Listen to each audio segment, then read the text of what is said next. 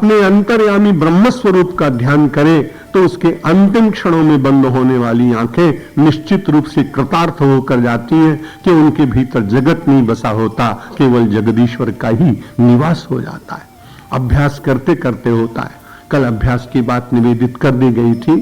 भावातीतम, जो ब्रह्मविद गुरु है वो भाव से अतीत होता है, दूर। सब कुछ ग्रहण करने के बाद भी पश्यन श्रवण स्पर्शन ग्रहणन निन्निशन्न पिशन्यपि, श्रीमद् भगवत गीता कहती है कि उसे जगत में रहना है, इसलिए देखेगा।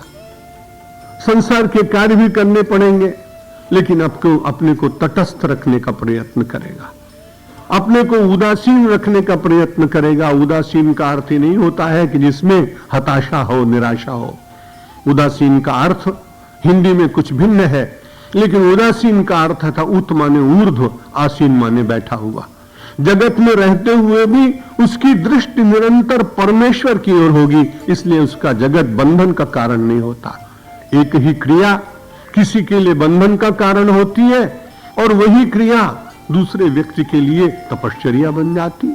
धोबी जब कपड़े धोने के लिए जाता है तो उसको 2 घंटे तक लोगों के कपड़े धोने पड़ते हैं, लेकिन 2 घंटे तक कपड़े धोने के बाद हर कपड़े के बाद उसका विचार होता है 50 पैसे पक गए। और ठीक उस कपड़े धोने से कम समय लगता है एक माला जपने में, और एक माला पूर्ण हुई तो साधक विचार करता है मेरी गायत्री माता प्रसन्न हो गई, मेरे श्री कृष्ण प्रसन्न हो गए, मेरे श्री राम प्रसन्न हो गए, मेरा देवाधिदेव महादेव प्रसन्न हो गया, मेरे गणपति प्रसन्न हो गए, मेरी जगदम्बा की कृपा मुझे मिलेगी। जो जिसका आराध्य है उस आराध्य का चिंतन करने वाला व्यक्ति जल में उतनी गहराई में खड़ा है जितनी गहराई में धोबी खड़ा है। धोबी का श्रम अधिक है, साधक का श्रम कम है। अधिक श्रम करने वाले की प्राप्ति बड़ी थोड़ी है, और कम श्रम करते हुए आराध्य का दर्शन करके अपने जीवन को कृतार्थ करने वाला व्यक्ति कम श्रम से भी अपनी मन की वृत्ति भिन्न होने के कारण उसका फल भिन्न हो जाता है। इसलिए आप जगत के लिए निरर्थक नहीं होंगे। कल के प्रवचन में भी बात निवेदित की गई थी कि वेदांती और ब्रह्मपरायण व्यक्ति जगत के लिए जितना हितकारी हो सकता है, शायद जागतिक व्यक्ति उतना ना हो पाए, क्योंकि जागतिक व्यक्ति के राग और द्वेष जुड़े होंगे। वो अपनों को कुछ अधिक देने का प्रयत्न करेगा और कुछ लोगों की उपेक्षा करेगा। जिन लोगों ने उसकी कभी अधिक प्रशंसा की हो, सेवा की हो, उन लोगों को अधिक देने का प्रयत्न किया हो, और जिन लोगों ने उसे कभी न देखा हो उसकी वो उपेक्षा कर सकेगा।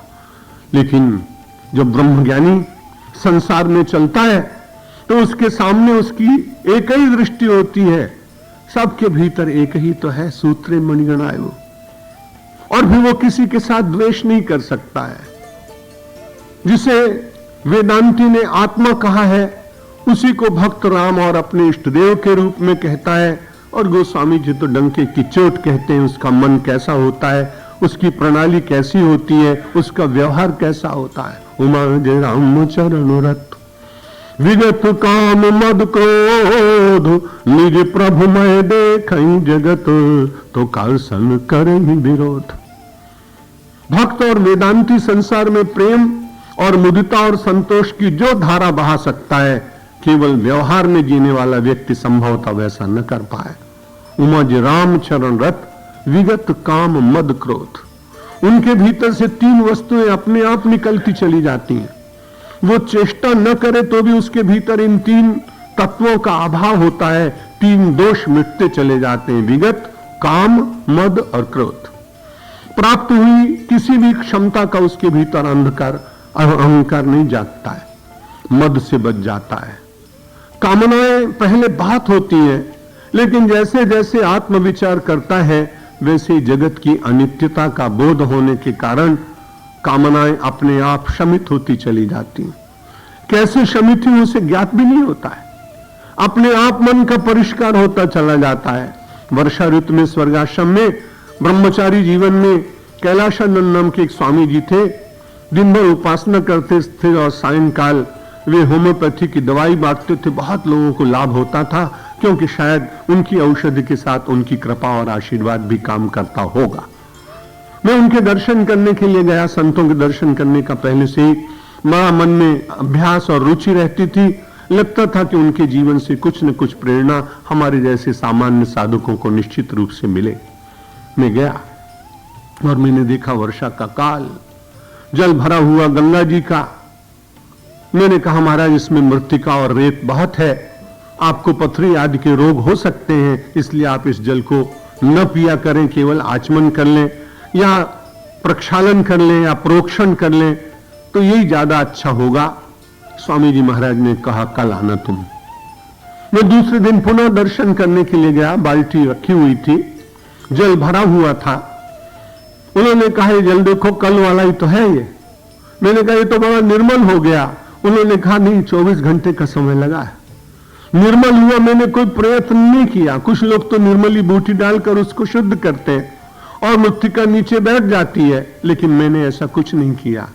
ये मृत्तिका अपने आप ही धीरे धीरे बैठ गई और ऊपर कितना निर्मल जल दिखाई पड़ रहा है। जब ये घटना घटी तो मुझे ऐसा लगा कि वेदांत का अभ्यास करने वाला अपने हृदय रूपी बाल्टी में कर्मों और कर्म की वृत्तियों के मिले हुए जल को तो पहले तो अनुभव करता है, लेकिन जैसे जैसे सद्गुरु की कृपा होती है, व्यक्ति का अभ्यास होता है, मन की लगन होती है, शास्त्र का अवतरण होता है, वैसे वैसे कामना कहां नीचे बैठ गई ये पता ही नहीं लगता है और केवल अपने हृदय रूपी पात्र में निर्मल विचारों के जल में स्नान करता हुआ अपने जीवन को धन्य बनाता।